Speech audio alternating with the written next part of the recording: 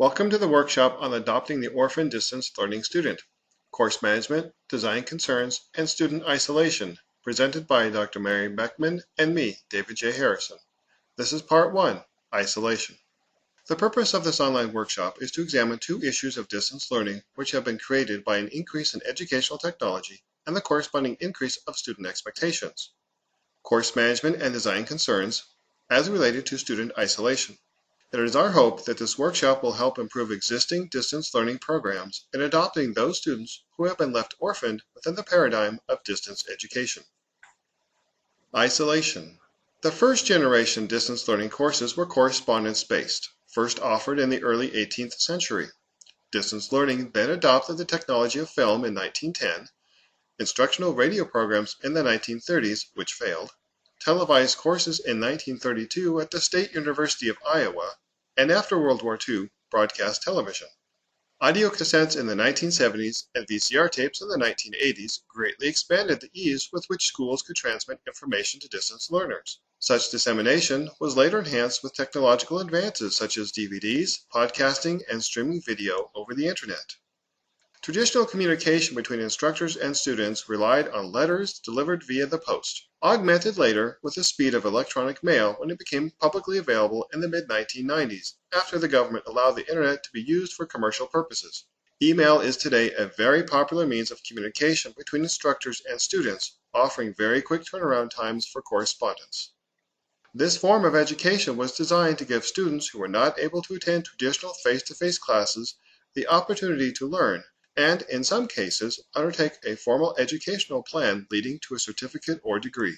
The two greatest strengths of distance learning, those of harnessing technology for pedagogical activities and the removal of geographic barriers to education, also pose its greatest challenges. Firstly, by mating technology with academic instruction, professors are able to offer students hundreds of different methods and styles of instructional delivery, interaction, and accountability options as never before.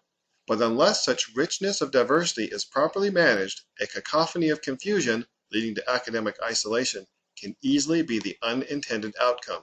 Secondly, by providing education for geographically isolated students, academic institutions give distance learning students opportunities they might not otherwise have. But it has the propensity to further leave such students in isolation from their instructors, fellow students, and the academic institution itself. Distance paradigm, instructor to student. This form of education naturally relied entirely on single lines of disparate communications between instructors and students, leaving very little, if any, opportunities or expectations of student-to-student contact. While an instructor may teach a semester-based course with multiple students and realize that a class of geographically separated students does indeed exist, a student in Wyoming, for instance, may have no knowledge that there are indeed other enrolled students, say in California, Florida, and Connecticut.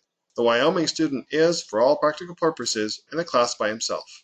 Other courses which are offered on a rolling basis, that is, do not have set start and stop dates, give distance learning students more flexibility in designing courses of study around their individual life situations, but this has the great potential to further isolate students from each other, as there is indeed no class. It is one student progressing at his own pace, academically alone except for the instructor. The World Wide Web. In the 1980s and 90s, the opening of the Internet to commercial applications, coupled with the creation of hypertext pages leading to the World Wide Web, created a completely new environment in which distance learning could be conducted. Online education, as it is now frequently called, has seen tremendous growth over the last several years and continues to expand at a faster rate than originally predicted. It has been noted that hundreds of studies show that online education provides the same quality of learning, or better, provided by traditional face-to-face classrooms. Yet low retention rates compared to face-to-face programs continue to plague online education. Among the reasons for this sobering fact are course management and design concerns, along with student isolation. Halverson, Mahfood, and Beckman point out this is likely because, as the highly interactive, multisensory online experience has become the norm, computer-literate students have begun to expect a learning experience more engaging than the first generation of distance learning courses. This workshop will examine the bar which has been raised due to such new opportunities and student expectations.